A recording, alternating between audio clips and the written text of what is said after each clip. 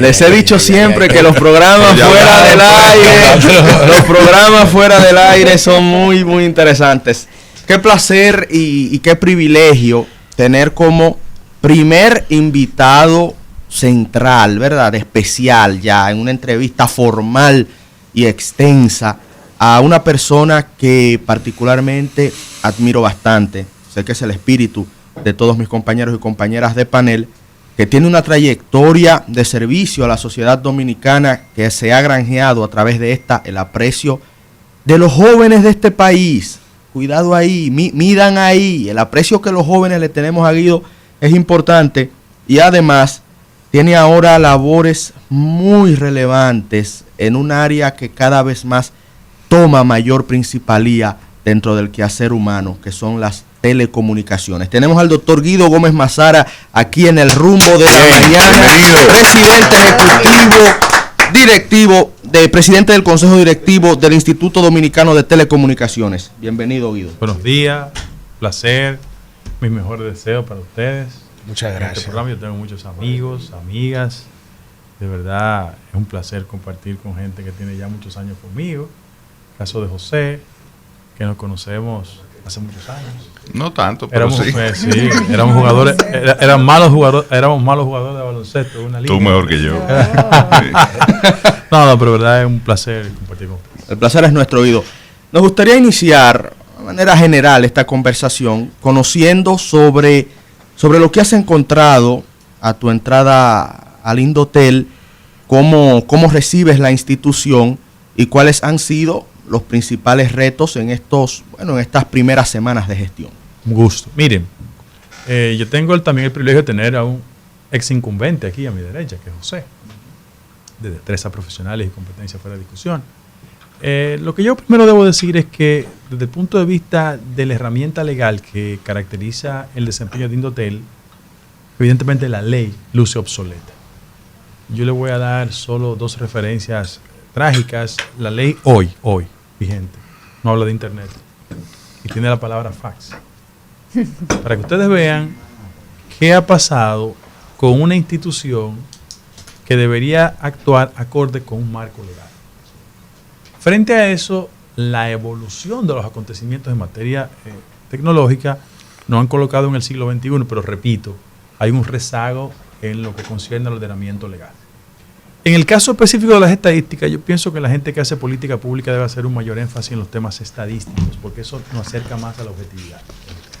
En la República Dominicana de hoy en día tenemos el principal desafío, que es el concepto de brecha digital. ¿Qué es la brecha digital? No es otra cosa que no sea un modo de exclusión en el siglo XXI, donde coloca distancia entre sectores marginales con esa herramienta que se llama las telecomunicaciones, en este caso la tecnología. Miren, por ejemplo, nosotros tenemos un nivel de cobertura de 94% en el territorio. Sin embargo, la conectividad significativa solo alcanza el 27%. ¿Qué implica eso? Implica que aquí hay un problema de pobreza que se expresa no solo en las estadísticas económicas, sino también se manifiesta en el tema de las telecomunicaciones. ¿Por qué? Porque hay una correspondencia directa entre nivel de ingreso, acceso a la tecnología. El Banco Interamericano de Desarrollo hizo un estudio interesantísimo. Nosotros estamos en un foro en Chile, donde se establecieron los modelos de Brasil, Chile y República Dominicana respecto al tema de las telecomunicaciones. ¿Y cuál es el gran problema que tenemos como país? Es un tema de conectividad. Porque nosotros hicimos, por ejemplo, un ejercicio un poco interesante y levantamos, y ahí voy acorde con el planteamiento original, cuáles son las urgencias desde el punto de vista tecnológico que tiene la institución. Las primeras preocupaciones. Hay muchas teorías al respecto. Bueno, el bloqueo de las cárceles. Eso fue lo primero que nos salió. ¡Pum! ¿Qué pasa con el tema del bloqueo de las cárceles? Bueno, en el país, estadísticamente, 36% de los robos que se realizan tiene como destino un teléfono. Sin embargo, el 90% de las llamadas fraudulentas que terminan en delitos vienen desde las cárceles. 90%. Entonces, esa es una cifra que te da en la cara y tú dices, ¿qué hacer? Bueno, voy a hacer una explicación técnica y rápida que lo hemos resuelto. Lo primero era los recursos. ¿Qué hicimos? Transferimos 300 millones a la Procuraduría. Recuérdense que el órgano que regula la política carcelaria es Procuraduría. Entonces, nosotros no tenemos que licitar nada. Ahí está el dinero. uno. Se lo entregamos a doña Miriam y a doña Jenny. ¿Cuál es el problema de orden técnico? Es que las prestadoras, con razón, han dicho que en muchas demarcaciones donde colocamos el jammer, el inconveniente es que el jammer puede impactar en los ciudadanos que viven en el entorno. El mejor ejemplo es la Victoria. El bloqueador. Ok, el dispositivo para bloquear la señal. Exactamente. Entonces, imagínense la Victoria. Hace 60 años la Victoria, bueno, es una cárcel, pero ahora es un municipio. Si tú colocas los bloqueadores, si ustedes han ido a la Victoria, digo, ojalá vayan de visita, no quiero que ninguno asista a la Victoria. No, pero Najayo también. No, pero por un problema de tomar conciencia de lo que pasa en el sistema carcelario. Claro, es bueno hacer esas visitas carcelarias. Entonces, a ese centro de operación del crimen organizado que se llama La Victoria. Correcto. Centro de operación del crimen organizado. Pero cuando tú vas a la Victoria, o sea, los apartamentos están enfrente, al lado. Eso ha sido cercado. Entonces, ¿qué decidimos? Nosotros identificamos 4 centros. Lo voy a citar. Repito, ojalá no vayan nunca. El 15 de Azua, eso es el territorio del infierno en la tierra. Pero deben ir para que sepan lo que está pasando ahí. Sí. 1. 2. Fuimos a uno que no es cosa muy buena, pero bueno, está bien. Ahí se hacen cosas. En La Vega. El Pinito. El Pino. Ahí la población es de 900 privados de libertad. Pero ahí me enseñaron lo que era la técnica de la paloma. La explico aquí. Por favor. Yo fui, tú sabes que yo soy un muchacho de un barrio, yo cogí para allá y comencé a hablar con la gente. Y me dice uno, mire, bueno, lo que hay que controlar es la paloma. ¿La paloma? ¿Qué es la paloma? Muy fácil. El que tiene el control del patio, eso no es ficción, es realidad. El que tiene el control del patio se garantiza que el motoconcho que viene lanza la droga, cae en el patio y cuando controla el patio, a su vez, distribuye la droga ahí adentro. ¿Cómo? Eso pasa en la República Dominicana en el siglo XXI. Bien, ahí en el Pino. 3, Rafey. Bueno, Rafey tenemos la ventaja porque es el río que está ahí. Entonces el bloqueador avanza sin ningún tipo de problema. Y hay una que se llama Namuya, que fue aquella de Higüey que se quemó. Yo no sé si ustedes recuerdan. Claro. Bien. Que murieron varios internos. Correctamente. Esas 4. Viene cuál es el problema. La gente me dice, Guido, pero dinos cuándo el tema del bloqueo. Bueno, técnicamente están midiendo. O sea, esas cárceles están en una etapa de evaluación. Están técnicamente bloqueadas. Lo que no puedo decir cuándo comenzó. Porque la gente sabe que si yo digo tal día está en el tal sitio, protocolarmente, la creatividad delictiva que hay en el país es una cosa terrible. Entonces, señores, estamos en un proceso de observación del bloqueo, pero no lo podemos decir, porque si yo se lo digo hoy, usted sabe lo que va a pasar. ¿Cuál es el otro inconveniente que tenemos? Que los proyectos anteriores habían sido tan eficientes, pero el problema fue que se dejó la supervisión en el sistema. Recuerdo, simplemente. El sistema tiene imperfecciones. Entonces, si tú dejas la supervisión en el sistema, las imperfecciones del sistema acaban con ello. ¿Cómo se resolvió eso? Bueno, ahí habrá 2 dashboards, uno en el DNI y otro en el Indotel. Si alguien me desconecta en la cárcel X, yo lo sé al minuto. El error anterior fue que se dejó la supervisión dentro del sistema. Y son seres humanos con debilidades. Claro. Guido, hemos visto, bueno, cuando yo estuve en el Senado, aprobamos un financiamiento del Banco Interamericano de Desarrollo para el despliegue de la televisión digital terrestre. Hemos visto que el Indotel ha estado en una campaña de publicidad, pues promoviendo que la gente abra las puertas, ¿no? Al proceso de entrega de una cajita, un dispositivo, para facilitar el acceso a esta nueva tecnología. Yo te quería preguntar primero, dile a la gente en qué consiste esto. O sea, ¿por qué transitar al sistema de televisión digital terrestre y cómo va el proceso de despliegue de esta tecnología? Okay. Ese es un segundo elemento que iba a apuntar. Debe ser de justicia uno reconocer la contribución de los otros. Objetivamente, siendo José senador por la provincia de Barahona, hizo la contribución a que ese proyecto se hiciera realidad. Bueno, hicimos un evento en el Congreso para eso. Correcto. O sea, hay que agradecer a José. Digo, yo lo tuteo por la relación de amistad. Pero ven acá, hermano. A José y a todos los senadores que votaron en esa dirección. Bueno, déjenme Y los explicar. diputados Y los también. diputados también. Después de todos esos codazos jugando basquetbol. Sí, lo puede tutear. Déjeme decir, el concepto de televisión Además, terrestre. eso es lo único que yo hacía, porque Guido tiene una yompa que la metía de todas partes. Mira, el concepto de televisión terrestre digital no es otra cosa que adecuar el modelo de televisión dominicana al siglo XXI. Históricamente ha existido un rezago. Ese modelo comenzó en Europa, pero tuvo un impacto en los Estados Unidos y evidentemente el primer país de la región que lo implementó fue México, con resultados efectivos. Allí dieron televisores. Correcto. Entonces, miren cuál es el problema. Los que venimos de sectores populares, que es el caso mío, sabemos perfectamente que cuando estábamos los sábados viendo a Jack Veneno y la imagen no llegaba correctamente, ¿qué hacíamos nosotros? Venga un gancho, Claro. lo quitamos, ¿no verdad?, de la camisa y por vía de consecuencia hacemos un ejercicio técnico, ¿verdad? De los que como yo venimos de una tradición de televisión Hitachi, ¿verdad? O Toshiba y la versión manual, ustedes recuerdan eso. Claro, yo la tenía pegada de la cama para no tener que pararme. Correctamente. Exactamente. Bien. Se le cayó la cédula ahí a Ernesto y a José, que ahorita dijeron que no eran. Pero ya hay un recorrido. no, además, lo que pasa es que algunos aquí presentes y en el país, la comida le llegó por el aire, a mí me llegó de piconazo. O sea, yo sé cómo es eso. Entonces, frente a ese acontecimiento, todos sabíamos lo que era golpear la televisión para buscar lo que hoy decimos high definition, pero es una imagen bien.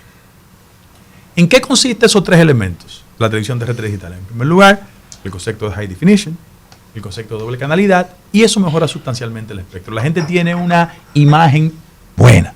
Ahora, ese estudio, que gracias al esfuerzo de los congresistas, entre ellos José, se hizo realidad, reveló estadísticas también importantes, porque yo quiero hacer muchas referencias a los temas estadísticos. Miren, a pesar de que en la República Dominicana existen 3.8 millones de hogares, 900.000 personas determinó el estudio que necesitan, la gente dice cajita, pero son convertidores, hay que decirlo. Entonces, ¿dónde comenzó el proceso? Yo pienso que es lógico el principio de la continuidad del Estado. Comenzó en San Pedro de Macorís, la capital. Y nos concentramos en mi inicio en la periferia de la capital. ¿Por qué? Porque el último estudio del Ministerio de Economía determinó que la pobreza no dejó de estar en el sur, pero se concentró más en el Gran Santo Domingo. Ojo, en el Gran Santo Domingo. Yo hice un ejercicio en el territorio en Pedro Brand, a 25 minutos aquí al centro de la capital. Y el nivel de requerimiento de la gente del convertidor o cajita fue muy alto. ¿Por qué?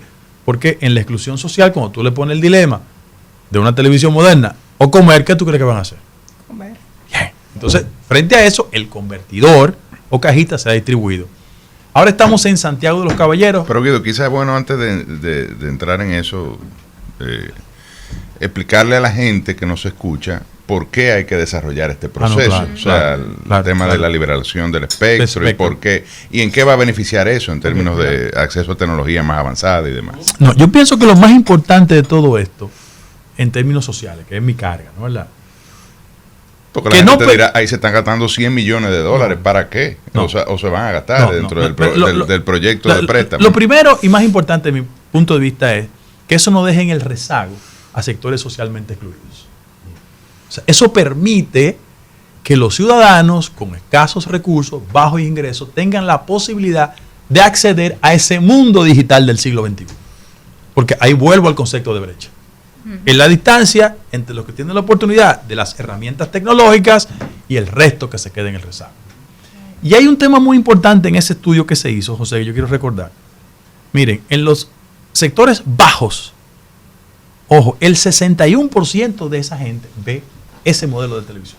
La televisión tradicional, la que no tiene que ver con cable y la que también apela a la clásica antena en los barrios, ¿no es verdad? Que estoy recreando una situación social que eso se vive en el día a día. Entonces, esos elementos son importantísimos y fundamentales desde el punto de vista de la tecnología. Pero además, yo creo que el ciudadano también se merece tener igualdad de condiciones para accesar a ese tipo de modelo de televisión.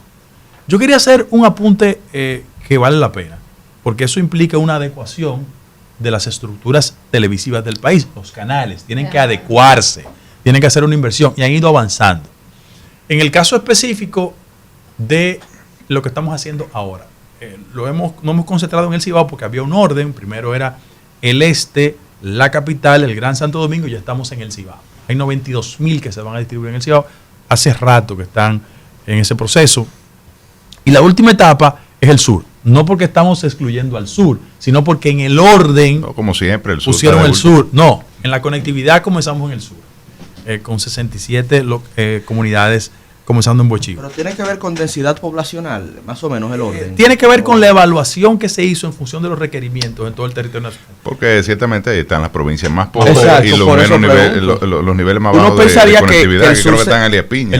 Sí, uno pensaría que el sur sería la principal región, la primera región a haber sido intervenida en este sentido, porque es la región más pobre del país. Lo que pasa es que ellos establecieron el BID norte.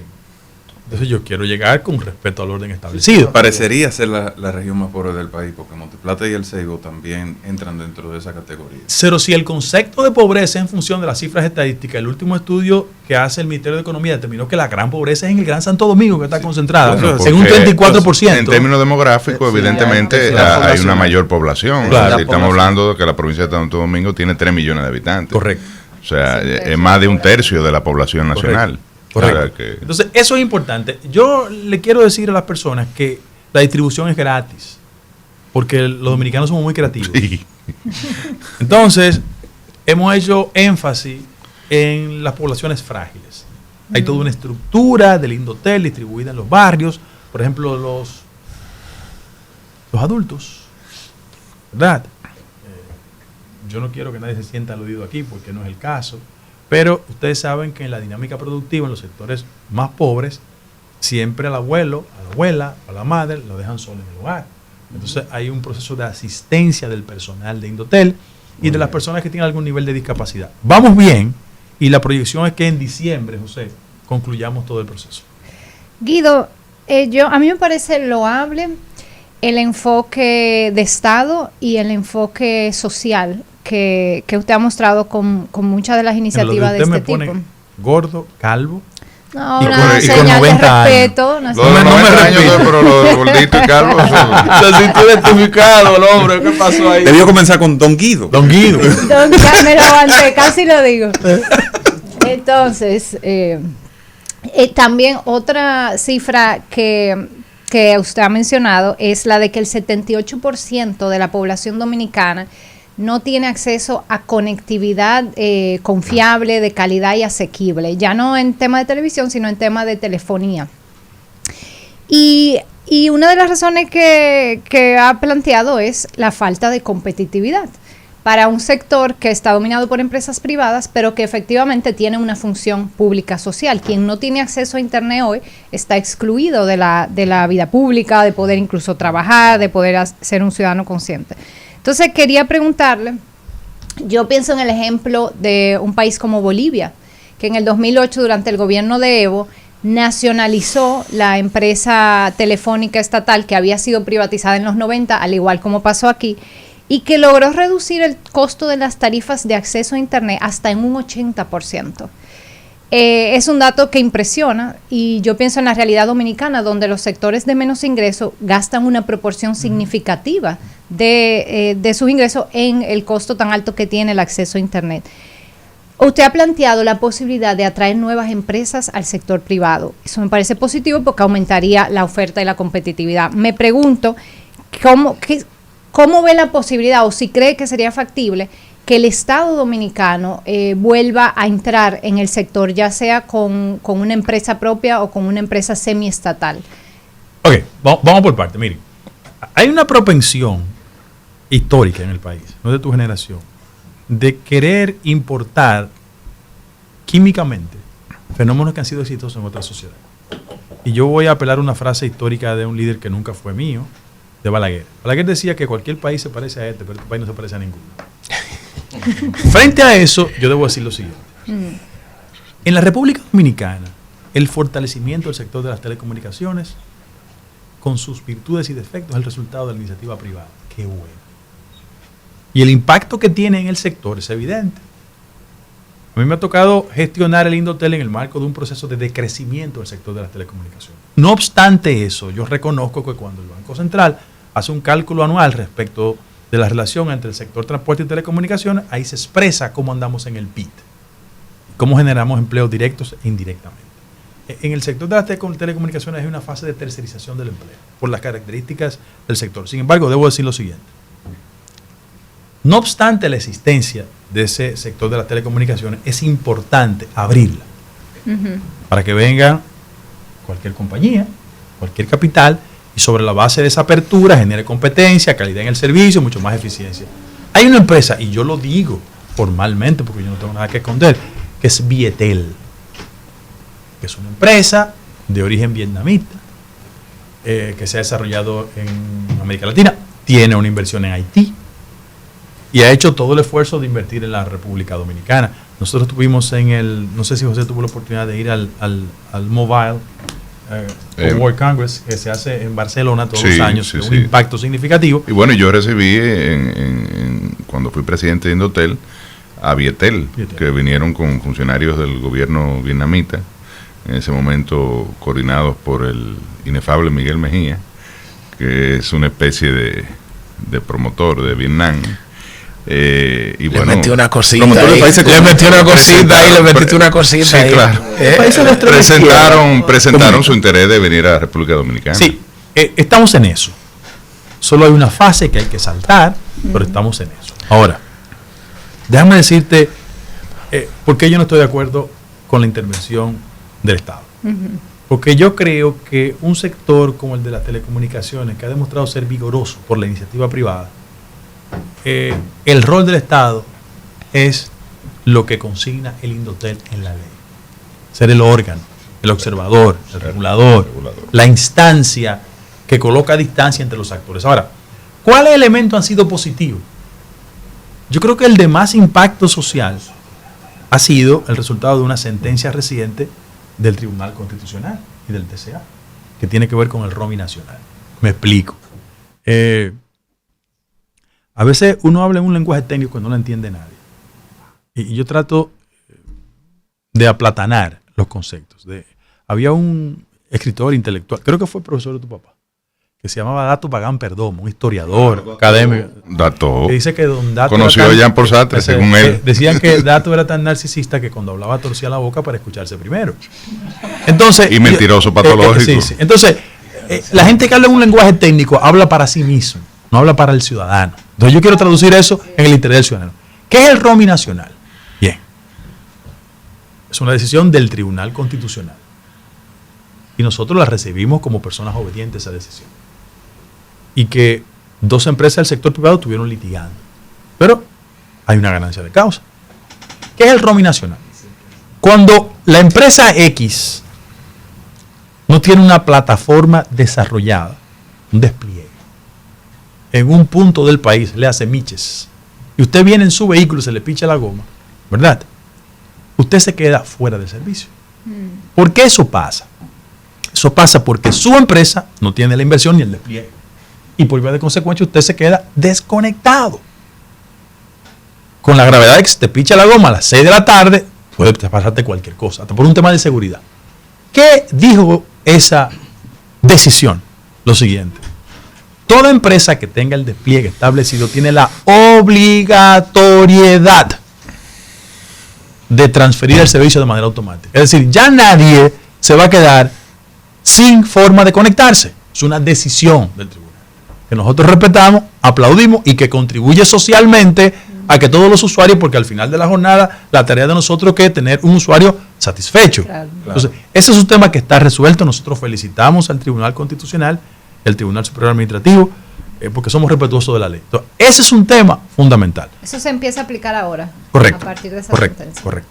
Recordamos para los amigos que nos están escuchando en radio que estamos conversando con el doctor Guido Gómez Mazara, presidente del Consejo Directivo del Instituto Dominicano de Telecomunicaciones. Adelante, Guido, Julio. tengo dos preguntitas breves. Primero, recientemente vi una locución tuya que me conmovió bastante en la Sociedad Amantes de la Luz en Santiago, claro.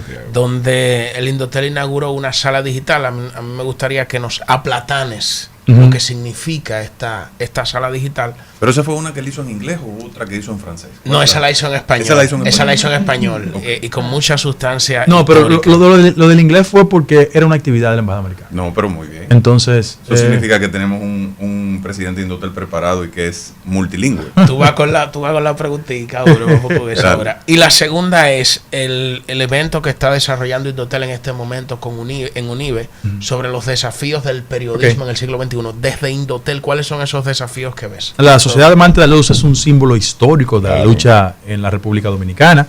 Fue sede del gobierno restaurador. Peña y Reynoso lo fundó.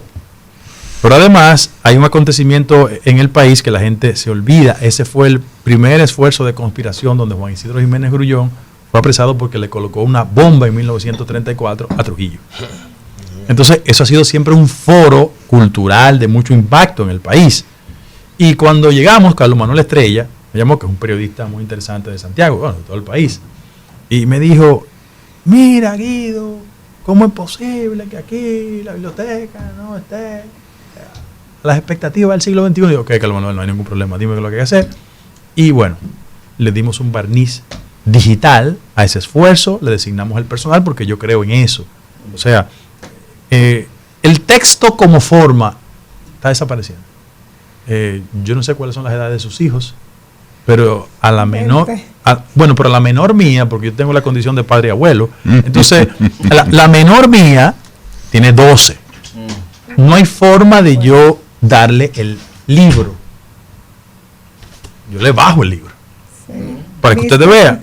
Entonces, se lo da en el Kindle. Sí, se lo descargo. Sí, se lo descargo. Eso es lo que hago. Entonces, porque es un problema generacional. Entonces, la biblioteca, como espacio donde nosotros fuimos y tomamos el libro, fue un proceso de extinción. Esa es la realidad. Entonces, lo que hicimos fue hacerle eso. Y ellos están muy agradecidos.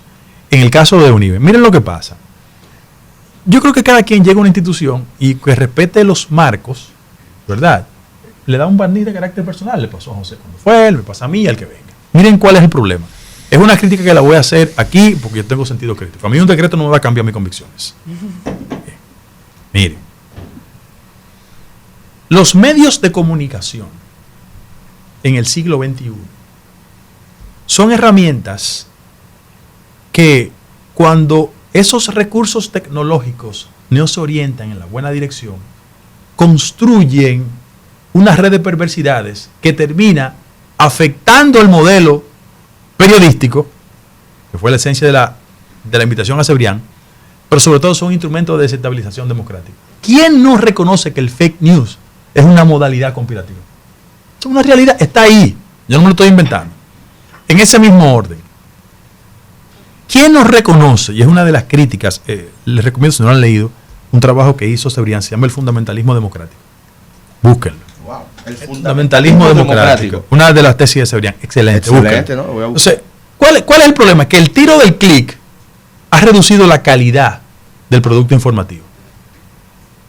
Y ahí me vuelvo al pasado. Yo no soy de la gente que cree que todo pasado fue mejor. Yo no creo en eso, ¿verdad? La retrotopía, ¿no? Sí, entonces, ahora, ¿cuál es el problema? Que los recursos de calidad y de contenido eran mucho más efectivos cuando tú haces la comparación con el pasado y el presente. ¿Quiénes eran los directores de periódicos hace 40 años en este país? Comienzo por gente conservadora. Germán Horne, un intelectual, de derecha, pero un intelectual.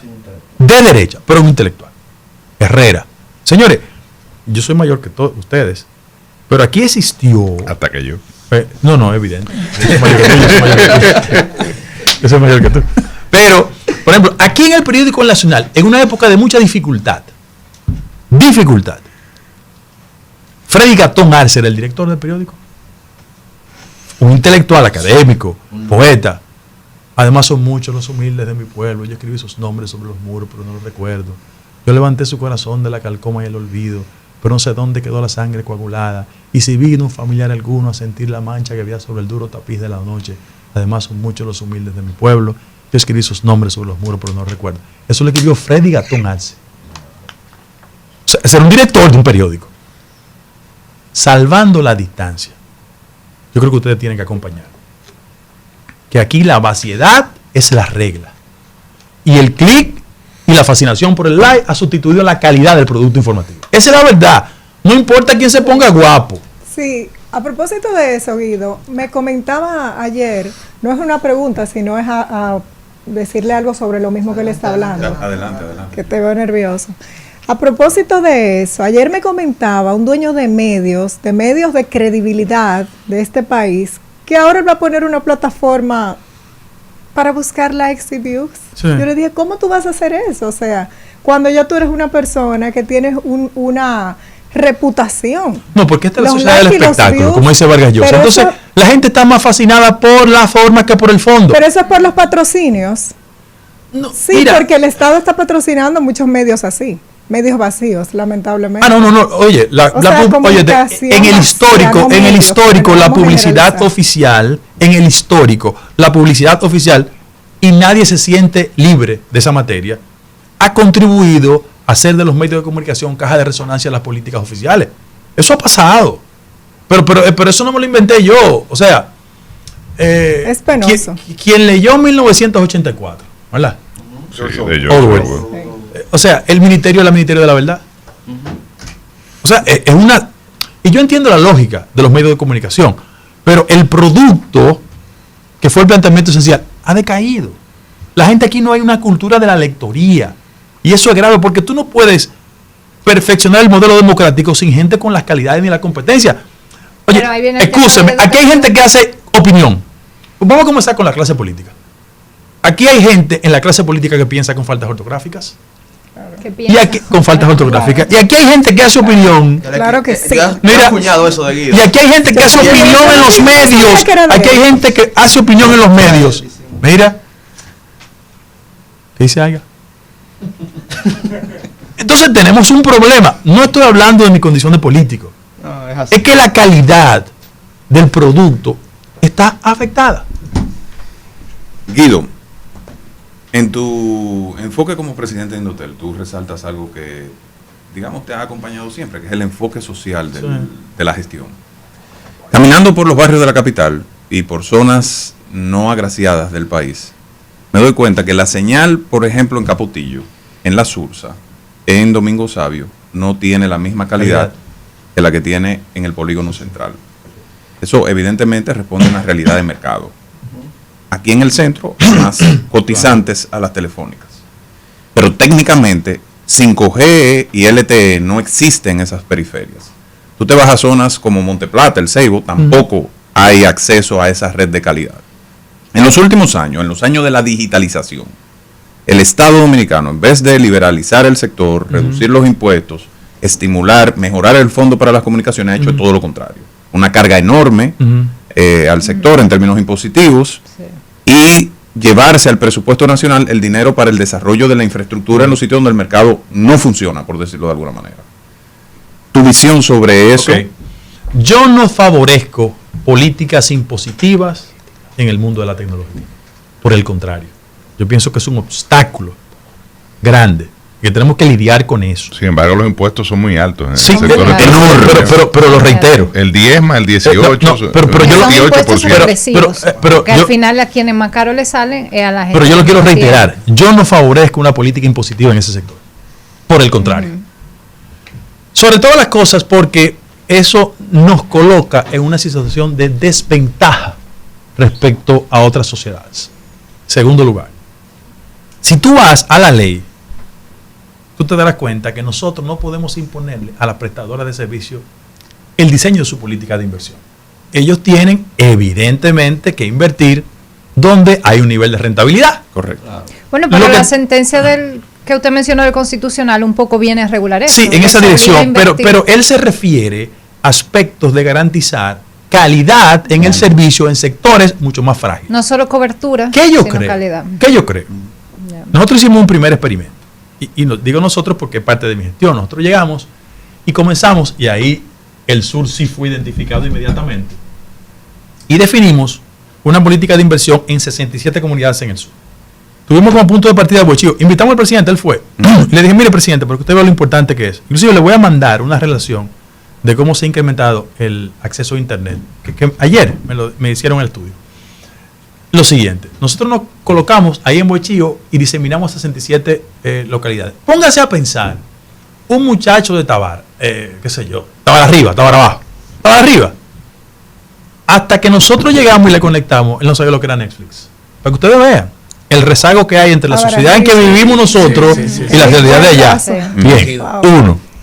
Bueno, ya el jovencito, Netflix. Si yo tengo una prima en Valencia y vivo en Los Patos, Barahona. Ah, bien, la niña no podía hacer la tarea porque no estaba conectada. Porque, reitero, en el sur, 32% de las escuelas no están conectadas. Nosotros comenzamos, en auxilio con el Ministerio de Educación, a fortalecer eso. Bien. Pero la niña ya puede hacer su tarea en su iPad. Y otra cosa, que yo pienso que también hay que ponerla en el marco, ¿verdad? Vengan a ver.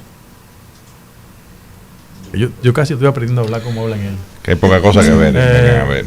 Vengan a ver. Pero ok. La provincia de Independencia. Ok, exacto. Vengan a ver. Ah, bueno. El destacamento de Vengan a ver. Vengan a ver que no hay. Está conectado. Ah, ¿y por qué? Porque nosotros en la gestión determinamos que solo había un 25% de conectividad. Entonces, ¿qué hicimos en Vengan a ver? Conectamos el destacamento. ¿Por qué eso es importante? Porque si Juaniquito Pérez comete una fechoría en Miches y anda prófugo, se va y se instala en Vengan a ver. Eso es correcto. A tiro de un clic, yo sé los antecedentes y está prófugo, pero ese es el problema que hay en este país. Entonces, nosotros estamos haciendo un esfuerzo en esa dirección, como de hacer un acompañamiento social con el tema de la tecnología. Sí, pero perdón que te interrumpa y que ahonde en esto. En el Gran Santo Domingo tú tienes la zona de mayor densidad poblacional del país. O sea, por ejemplo, vuelvo al caso de Capotillo, 45,000 personas por kilómetro cuadrado. ¿Y un nivel de hacinamiento? Estamos hablando de que eso está por encima del país con más concentración poblacional del mundo. Entonces, ahí no hay acceso a señal de internet de calidad. Entonces, es una de las zonas donde tú tienes mayor problema de tipo social, o sea, los mayores índices de delincuencia, de violencia. Estoy totalmente de acuerdo contigo, y hay un factor también que se adiciona a ese componente. Y es que cuando tú aproximas las herramientas tecnológicas a esos sectores excluidos, tú los entusiasmas. Ahora, ¿cuál es el problema? O sea, las características del sector han generado una distorsión. Es un término muy de los jóvenes del país, pero es propio del sector. Los wiferos. ¿Qué hacen ellos? Si yo me llamo Juaniquito Pérez, ¿verdad? Ojo, no pagan impuestos y estamos estableciendo las condiciones para ponerlo a pagar impuestos. Okay. ¿Qué hacen ellos? Ellos van a una prestadora, compran, ¿verdad? Llamado paquetico, porque ya yo me estoy adecuando a la terminología. Los otros días fui, ojo, de verdad, los otros días fui a Capotillo y me dijo, por un problema de terminología de edad, me dijo una gente, doctor, estoy en rotonda. Y yo dije, honestamente, oye, yo soy responsable de esa circunscripción. Y yo dije, me están diciendo una rotonda. Bueno, allá en la 17 hay una rotonda. No. Pero dije, no es así. No es así. Aquí hay un fallo. Entonces, me hicieron la traducción. Yo dije, ya, ahí entendí. Entonces, los chicos, porque voy a caer ahí, de los Wi-Fi, los wiferos, como le dicen, ellos tienen una técnica de ir, compra el paquetico, te lo distribuyen un tercero, pero no hay calidad en el servicio. Eso ahonda, profundiza que los servicios no tengan la calidad necesaria. ¿Qué tenemos que hacer nosotros en Indotel? Garantizar que en esas franjas muy frágiles socialmente, el servicio tenga calidad. Correcto. Eso es evidente. Doctor, tengo otra pregunta, pero ya voy yo a... no he hecho mi pregunta. bueno, adelante. Pero está bien, termina. No, Okay. pero dale porque yo voy a hablar de política. Dale un porqué para pasar a la política, claro. No abusar del tiempo que nos confiere el doctor Guido Gómez Mazara. Usted ya habló sobre lo que es el tema de educación para impulsar la digitalización. Entonces, en el caso de salud, porque de educación me gustaría que nos amplíe un poco más, pero educación y salud, ¿cuáles estrategias está manejando Indotel? Te voy a adelantar lo del sector educativo. Tengo aquí hasta la información, pero déjame decirte una cosa. En la República Dominicana hay una alianza entre el Ministerio de Educación, ahora el anterior era un gran amigo mío también, pero el actual incumbente es un gran amigo mío, Luis Miguel, somos muy amigos. Estamos haciendo un esfuerzo significativo para garantizar, reducir cero el nivel de conectividad en las escuelas. Mira por qué. Si tú estás en Sabana de la Mar, ¿verdad? Tú le garantizas, cuando tú le conectas a la escuela a un jovencito, que si está dando geografía, en la pantalla, el niño sepa cuando le hablan del conflicto de Ucrania. Ahora, el esfuerzo de nosotros en coordinación es garantizar este año que las escuelas del país estén todas conectadas. Tenemos los recursos, el diseño y la posibilidad. Es un esfuerzo. Pero quiero anunciar algo aquí con el tema del sector salud. Hay un joven talentosísimo, pediatra, se llama Rafael Mena, hijo. Ustedes saben quién es. Claro. Muchos de nosotros lo hemos molestado a cualquier hora de la madrugada porque el hijo o la hija está con problemas. Ganaron mucha notoriedad su papá y bueno, ahora él por la presidencia de Andeclip, la Asociación de Clínicas Privadas. Bueno, pero Rafaelito y nosotros hicimos un acuerdo con la Universidad de Cincinnati para el sector de la pediatría. Y hemos colocado, vamos a anunciar, el presidente va a ir, en 5 hospitales pediátricos de los sectores populares y fundamentalmente del interior del país, la posibilidad de que el niño, mediante telemedicina, reciba una consulta. Me explico. Si yo ando por Asua y me rompí una rodilla, ¿verdad? ¿Sabe cuál es el trayecto entre Asua y el Darío Contreras? Es lejos, ¿no? Entonces, vamos a posibilitar que desde Asua el niño pueda consultar con su pediatra en el hospital Darío Contreras. En el mes de abril vamos a inaugurar eso. Consultas digitales. Telemedicina es el concepto. En eso estamos trabajando. Quiero pasar ahora a la parte política, Guido, porque tenemos que aprovechar tu presencia aquí, ¿verdad? Para eso. Y no quiero...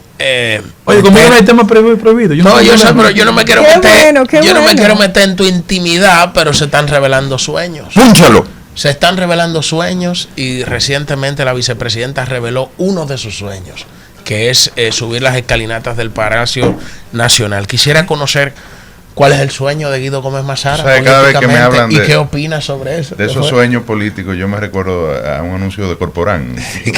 Él era un niño, tenía un sueño. Y de Walt Disney también. Ok, miren, vamos por parte. En primer lugar, de conformidad con el marco constitucional, todos los dominicanos tienen derecho, siempre y cuando cumplan sus reglas, a aspirar a la presidencia de la República y a que es el puesto electivo. En primer lugar. Segundo lugar, yo quiero hacer una ponderación personal, porque la actual vicepresidenta, como un grupo de mujeres en este país, han demostrado tener las credenciales, las habilidades. Yo vengo de un matriarcado. Mi mamá se quedó viuda con 23 años. Entonces yo tengo un criterio muy claro del esfuerzo de la mujer dominicana y el nivel de superación, las calidades, las competencias.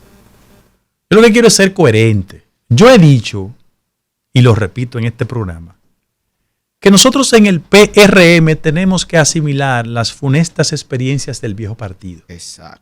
Y que en el ADN nuestro hay un altísimo porcentaje del viejo partido. Y por vía de consecuencia, como hay que tener sentido de la historia, en el viejo partido todos queríamos aspirar al mismo tiempo a la misma posición. Como decía Peña, el fantasma de la división. Entonces, frente a ese acontecimiento, yo creo que es importante nosotros establecer ritmo, plazos. Ahora, lo que nos conviene a todos es que la buena marcha de la gestión presidencial genere en segmentos importantes de la sociedad la idea de que frente a otras propuestas nosotros somos el mejor partido. Y no importa que sea el candidato o la candidata, esos elementos caractericen al aparato partidario y nos conduzca a la victoria. Pero también tú no puedes pretender ser presidente o presidenta de la República y garantizar el cumplimiento de la ley cuando desde antes está incumpliendo con los plazos. Yo quiero decir lo siguiente: de conformidad con la ley, el primer nivel de compromiso es el partidario y después el presidencial. Y yo aspiro y espero que la Junta Central Electoral ponga orden, porque es el órgano, la Junta. Ahora, vamos a entrar en la materia. No me refiero a nadie en particular. Yo hablo como fenómeno, que yo voy de lo general a lo particular. La presidencia de la República en países como los nuestros ha tenido la fortuna de referentes fundamentales que, a pesar de la competencia entre ellos, le daban equilibrio a la política. O sea, tú puedes decir que el par de Peña, Bosch y Balaguer, pero generaban calidades y competencia y un equilibrio entre sí. Ahí no había vocación por el patrimonio.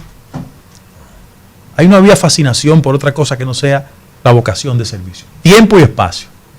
Pero lo que nos ha enseñado la historia reciente es que al final de la jornada, los ciudadanos, sin importar su nivel de instrucción, lo que quieren es calidades y competencias en los aspirantes a cualquier puesto electivo. Entonces, ¿cuál es el problema? El problema es que en la República Dominicana hay voy a usar un lenguaje correcto, hay un proceso de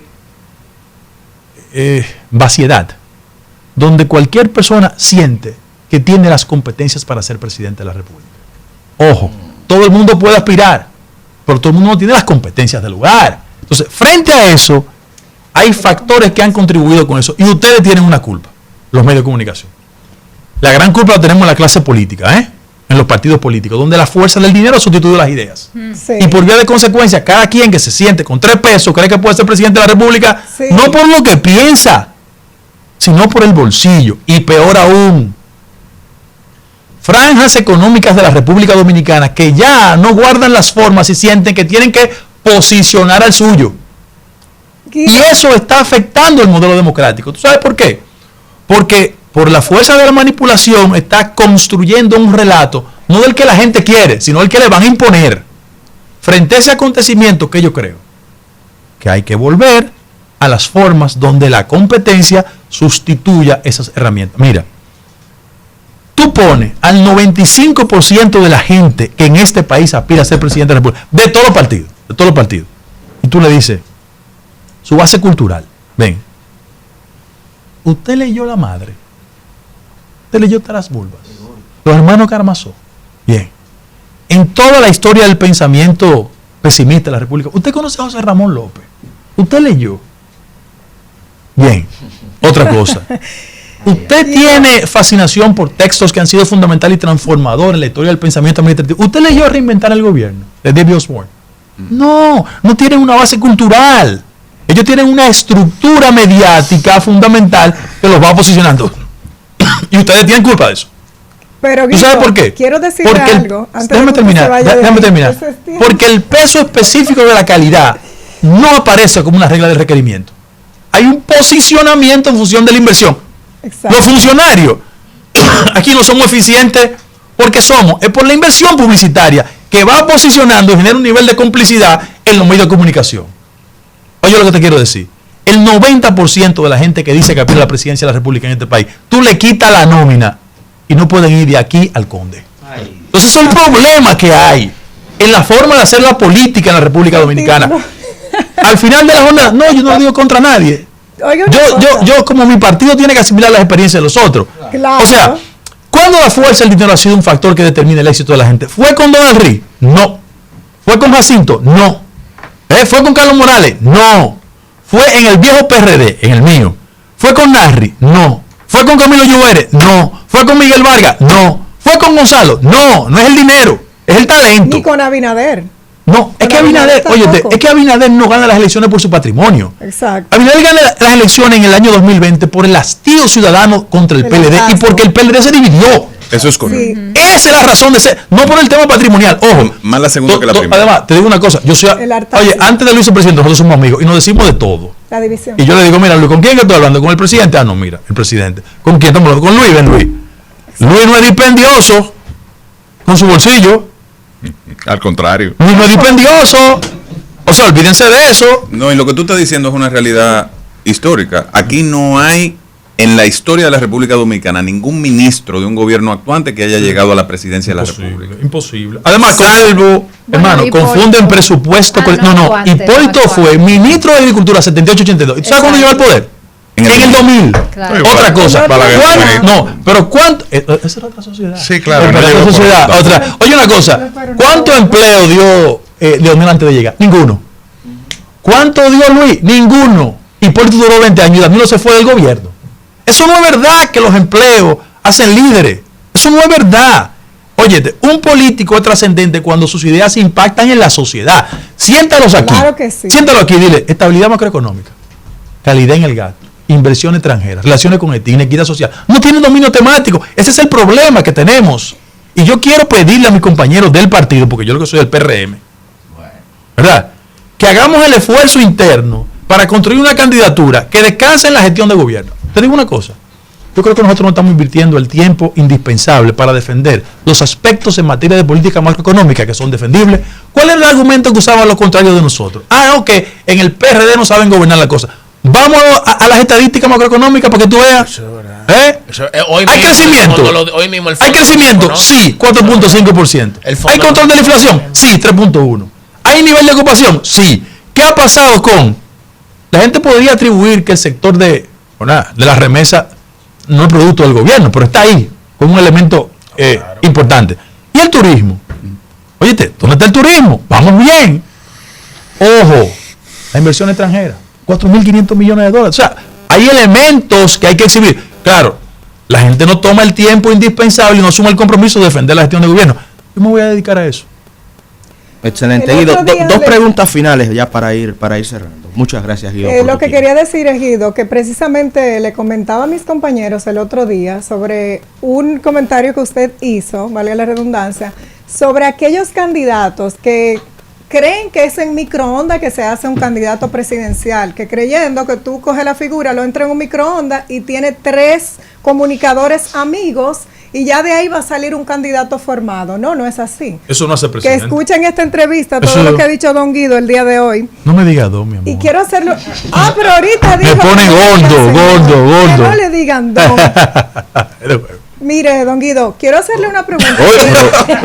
Perdón, Guido, tú téame. Es que eso sale en automático. Bueno, quiero hacerle una pregunta a propósito de que no he visto a los medios ya dándole cobertura a esto, sobre un comentario que usted hizo cuando recién inició la gestión de las emisoras clandestinas e irregulares que usted encontró y que iba a cerrar. 18 hemos cerrado. Sí, exacto. Y eran un total de más de 60. No, 38. Déjame hacer la explicación. Miren, cuando nosotros llegamos a Indotel, en ese balance que hicimos, existían 38 ilegales y 50 irregulares. ¿Cuáles son las irregulares? Aquellas que transitaron el camino de la legalidad y cayeron en incumplimiento. Las ilegales nunca han llegado, pero yo lo quiero decir, nosotros hemos cerrado 18, respetando el debido proceso, Yo no soy una persona draconiana. Y me llaman la gente y que, mira que fulano hizo campaña, ¿qué me importa a mí? ¿A cerrar? Entonces, mi pregunta es la siguiente. Esas emisoras ilegales, no irregulares, porque ya usted explicó que algunas hicieron todo su proceso. Esas emisoras ilegales, ¿a qué gestión usted entiende que pertenecen? ¿A la gestión del PLD o a la gestión de Nelson Arroyo, su compañero? No tiene que ver nada con gestiones. Entonces, es parte de una cultura. ¿Cómo se cuelan? Es parte de porque es que están ilegales. Hay muchas que están... o sea, las clandestinas. Sí, pero pues entonces no se estaba haciendo un trabajo de supervisión. No, porque se ha construido con una idea de ilegalidad. Eso es cultural. Pero déjame decirle algo, en la República Dominicana la gente es muy propensa a quien uno sustituye transferirle todas las culpas. Yo quiero decir lo siguiente. Empezando por el gobierno. Pero el gobierno que actúe como entiende. Yo tengo convicción e ideas propias. Exacto. Yo soy compañero de Nelson Arroyo. Él cumplió una función en el Indotel. Yo no soy capaz de invertir un minuto de mi tiempo hablando más del compañero. Yo trato de lo que encontré mejorarlo sustancialmente. Aprendan. Yo no ando por la vida dándole puñaladas traperas a mis compañeros de partido y menos a los adversarios. Yo compito en función de las ideas. Yo quiero decir que yo tengo tantos amigos en la Fuerza del Pueblo, en el PLD, en la izquierda, porque yo no creo que las discrepancias de carácter político tienen que conducir a la enemistad personal. Yo no hago eso. Es correcto. Bien. Guido, hablabas de la sustitución de las ideas por el dinero en política. Y eso nos lleva a los partidos. Los partidos tienen una dinámica precaria que se concentra en la parte organizativa y electoral. Para llevar esa dinámica al nivel de las ideas, a generar foros, a generar espacios de formación política, hay que hacer un sobreesfuerzo. El PRM llegó al gobierno. ¿Cómo tú puedes evaluar las oportunidades, no en el PRM, sino en todos los partidos de cara a ese propósito? Porque evidentemente, aunque algunas personas tendrán preferencia por otras opciones de tipo personal, la colectividad, el esfuerzo colectivo, ¿verdad? Y el impulso de las ideas dentro de las instituciones políticas son fundamentales para promover ese objetivo que tú señalas, de tener un liderazgo de calidad. Mira lo que pasa. De un tiempo a esta parte, las sociedades han estado desideologizadas. Y por vía de consecuencia, el culto del pragmatismo abrió las compuertas de eso, de resultados. Y esos resultados los conseguían quien tenía más fuerza en el bolsillo y no sus ideas. Tiempo y espacio. No es posible en la actual coyuntura ir a un proceso donde Rafael Caseacta, Dios lo tenga en gloria, Hugo Tolentino, Dios lo tenga en gloria, o Caíto Javier Castillo ganen un proceso. Porque ellos eran el resultado de una época, de las ideas. Ahora, el producto partidario tenía más calidad. ¿Cuál es el inconveniente que tenemos hoy en día? Que cada día en los procesos electorales hay una reducción de la participación de la gente que se manda al mercado de la abstención. ¿Por qué? Porque no se siente seducido por los líderes fundamentales. Frente a ese problema, ¿qué hacer? Dos opciones. O mejoramos la calidad de los partidos políticos o viene un vengador social. Que a eso hay que tenerle miedo. Claro. Entonces, ¿qué yo creo? Que hacia lo interno de los partidos políticos tenemos que hacer una contribución. Y los líderes de los partidos políticos tienen que ponerle control. Todo el mundo en este país sabe que yo soy amigo de Leonel Fernández. Todo el mundo sabe. Porque mis amigos lo elijo yo. A mí nadie me puede poner amigo. O sea, yo somos hermanos, independientemente de la política. Yo siempre tengo una relación buena con tu padre, Dios lo tenga. Ahora, mira cuál es el problema. La fuerza del pueblo. Voy a hacer esa crítica para llegar a mi partido. Y comienzo por la fuerza del pueblo. ¿Cómo se construye la fuerza del pueblo? La fuerza del pueblo fue el resultado de una confrontación interna y la incapacidad de cohabitar de dos líderes políticos importantes. Ahora, el fundamento de esa discrepancia, lo que prevaleció, fueron proyectos personales, no ideas. No ideas. Deje eso. El PRM. ¿Cómo se construye el PRM? Bueno, en el PRD encontramos un señor que se quiso adueñar. Y yo acuñé una frase. Déjame decirte que Miguel y yo nos hemos hasta saludado y hemos hablado, para que usted lo sepa. De verdad. En un plano de distensión. Importante acotación. En un plano de distensión, no, ya no hemos dado cuerda. Los otros días nos dimos esta cuerda. Oye lo que le quiero decir. Porque esto, repito, esto no es personal. Acuérdate que el cinismo es parte de la política. No, pero de verdad, nos dimos esta cuerda relajando. Pero déjame decirte una cosa, de verdad. Nosotros en el PRM, ¿verdad? Construimos una opción porque el modelo clásico del PRD se agotó. Porque constituimos como referente de liderazgo una persona que no tenía ideas y que reivindicaba el culto al pragmatismo. ¿Qué hizo la gente? Soltó el partido en banda y construimos una mayoría. Y también la imposibilidad de cohabitación. No, claro. Eso fue el factor impulsor. Pues. Ahora, el PLD. Yo estoy haciendo un examen crítico. Yo tengo la impresión. Tranquilo. No, tampoco no. Yo le voy a decir una cosa. Yo puedo tener discrepancias con Danilo Medina, pero es el político que después del ajusticiamiento de Trujillo ha sido el único cuadro político que ha llegado a la presidencia de la República. Eso me merece respeto. Yo discrepo, pero eso me merece respeto. Ahora, ¿cuál es el problema del PLD? Que yo pienso que en este tramo la sociedad dominicana va a ser reconducida por la lógica del bipartidismo. Y ese partido va a terminar siendo consumido. ¿Por qué? Porque la marca partido está dañada. Yo veo encuestas, La marca partido está dañada. ¿Y cuál es la única referencia inmediata que tiene un PLDista? De aproximación con quien fue parte de su organización política y tiene una mayor potencialidad electoral. Eso es normal. Lo que hicimos los PRDistas, nos fuimos de ahí porque no había posibilidad de ganar. Esa es la lógica de los partidos políticos. Y no hay que ponerse guapo ni ofenderse por eso. Y yo creo que las nuevas generaciones en los partidos estamos abocados a construir un modelo de partido más cercano a la gente, más próximo a las ideas. Porque, excúsame la expresión, porque es muy temprano. Yo quisiera que mi mujer no escuchara esto. Porque ella siempre me dice, tú tienes un juego de palabras un poco indecente por la mañana. Pero lo voy a repetir. Esta maldita vocación por la clientela va a dañar la forma de hacer la política. Bueno, y yo creo que es parte de por qué los partidos están en crisis. Y a propósito de esto, quería preguntarte tu opinión sobre la reciente decisión del Tribunal Constitucional en torno a las candidaturas independientes. Una figura que en mi opinión no está presente en la Constitución dominicana. De hecho, el tribunal la construye a partir de un proceso de interpretación y en la legislación dominicana, desde los años 30, pues se ha tratado de regular. Nunca ha habido un candidato independiente, que yo, por lo menos en este siglo, ni en el 20, que yo recuerde. ¿Cuál es tu opinión precisamente en torno a esta figura?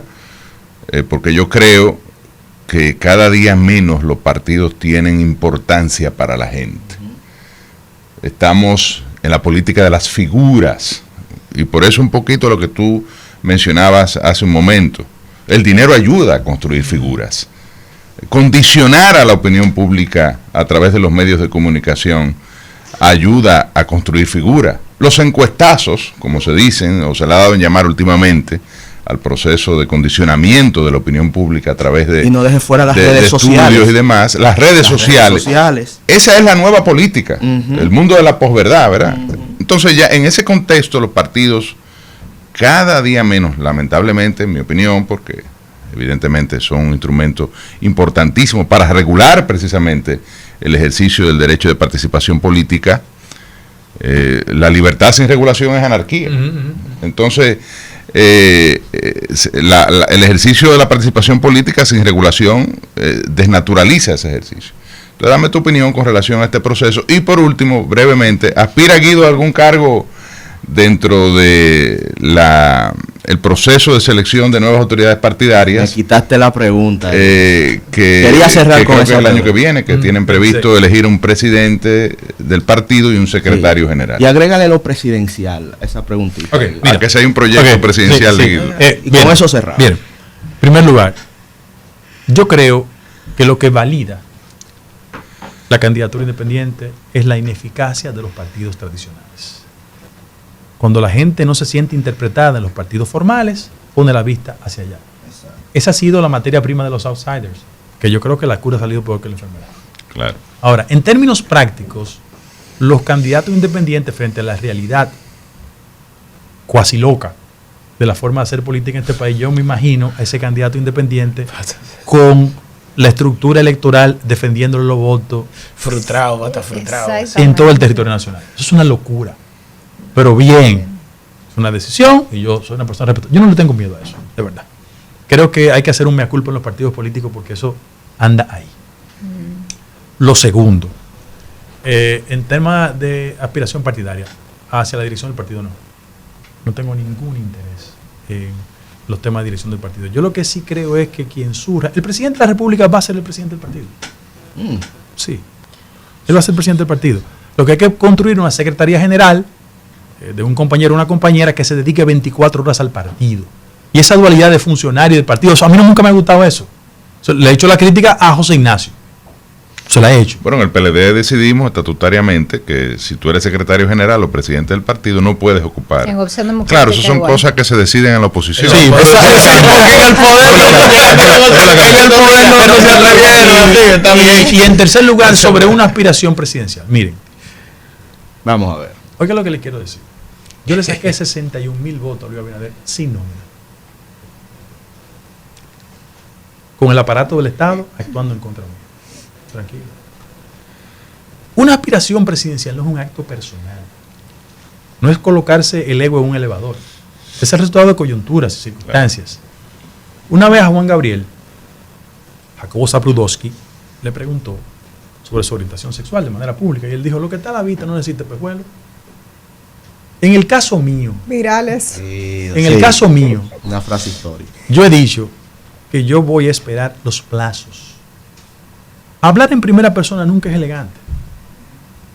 Pero cualquier dirigente del PRM, de cualquier nivel de jerarquía, sabe que si yo soy candidato del partido y voy a un debate con Leonel Fernández o con cualquiera del PLD, ellos no van a sentir un nudo en el estómago.